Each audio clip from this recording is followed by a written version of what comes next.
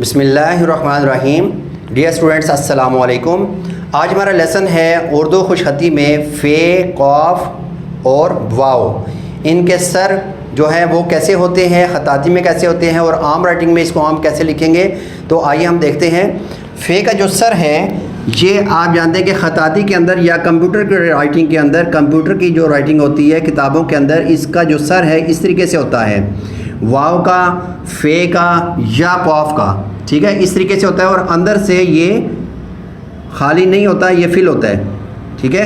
لیکن یاد رکھنا ہے آپ نے کہ عام رائٹنگ کے اندر آپ نے فے کا سر، قاف کا سر، واو کا سر یہ گول بنانا ہے اور اندر سے خالی بنانا ہے، ٹھیک ہے۔ اکثر اوقات دیکھا گیا ہے کہ اسٹوڈنٹس اس طریقے سے لکھتے ہیں، یہ جیسے لکھا میں نے فاروق، اور بعد میں اس کو فل کرنا شروع کر دیتے ہیں، تو یہ طریقہ غلط ہے۔ اور بعض اوقات ایسے بھی لوگ ہیں کہ جو سکھا بھی رہے ہیں لیکن ان کو سکھانے میں یہ پرابلم آتی ہے کہ وہ سمجھتے ہیں کہ شاید اس کو اندر سے ہم نے خالی نہیں رکھنا، فل کرنا ہے، تو اس طریقے سے بنا دیتے ہیں۔ تو اب اس میں کیا ہوتا ہے کہ فے کا جو سر ہے وہ واضح طور پہ بنتا نہیں ہے۔ جب واضح طور پہ بنتا نہیں ہے تو وہ رائٹنگ جو ہے وہ لیجیبل نہیں رہتی۔ مثال کے طور پہ میں یہاں پہ پورا ایک لفظ لکھتا ہوں، یہ دیکھیں فاروق میں نے لکھا، تو یہ واضح طور پہ سمجھ نہیں آ رہی۔ تو جب میں فاروق اس طریقے سے لکھوں گا، فے کا سر گول اور اندر سے خالی ہوگا، پیش کا سر بھی اسی طریقے سے گول اور اندر سے خالی ہوگا، تو یہ زیادہ لیجیبل ہوگا۔ تو یہ جو طریقہ ہے یہ غلط ہے اور یہ جو طریقہ ہے یہ بالکل ٹھیک ہے، اور رائٹنگ آپ کی لیجیبل ہونی چاہیے۔ ابھی ہم دیکھتے ہیں کہ جو فے کا سر ہے یا قاف کا سر ہے، واو کا سر ہے، یہ جب درمیان میں آتا ہے تو پھر کیسے لکھیں گے۔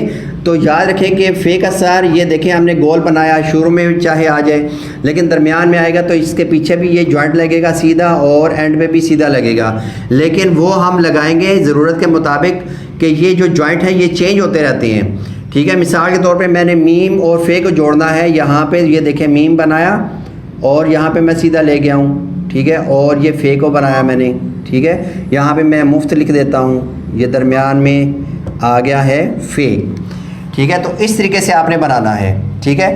یہاں پہ اگر واو بھی آتی ہے تو وہ بھی آپ نے اسی طریقے سے بنانی ہے، پیچھے سے جوائنٹ سیدھا، اور یہ نہیں کریں گے کہ آپ اوپر سے یوں نیچے آ کے پھر بنائیں گے، یہ سیدھا سیدھا اس کا جوائنٹ رکھنا ہے، سیدھا سیدھا، ٹھیک ہے، سیدھا سیدھا جا رہا ہے، تو یہ ایک تو خوبصورتی آ جائے گی اور اس میں لیجیبلٹی جو ہے وہ شو ہوگی۔ ابھی دیکھیں یہ میں نے لکھا مستقبل، تو بیچ میں قاف آ رہا ہے تو یہ سیدھا سیدھا میں جوائنٹ لے کے گیا ہوں۔ تو جی بچوں، ابھی ہم ایسے الفاظ کی پریکٹس کرتے ہیں کہ جن میں یہی حروف استعمال ہوتے ہیں، فے، واو، قاف۔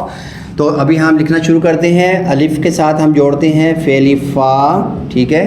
فاروق میں نے جیسے پہلے لکھ دیا ہے، اس کو ہم نے لکھ لیا فاروق، اسی طریقے سے آفاق،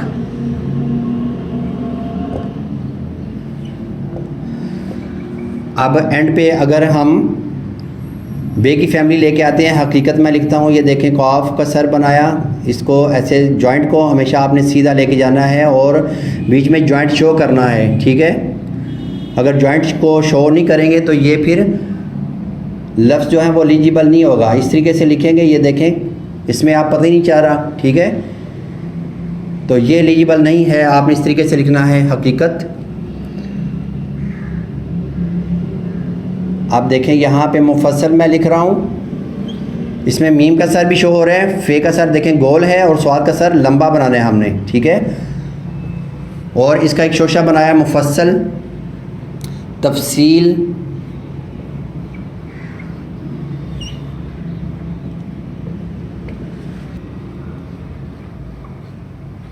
ہفتہ، عتیق،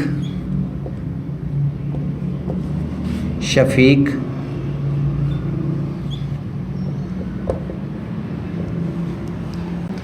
تو انشاءاللہ آپ اسی کے مطابق جو میں نے رولز بتائے آپ پریکٹس کریں گے تو انشاءاللہ آپ کو بہت زیادہ فائدہ ہوگا۔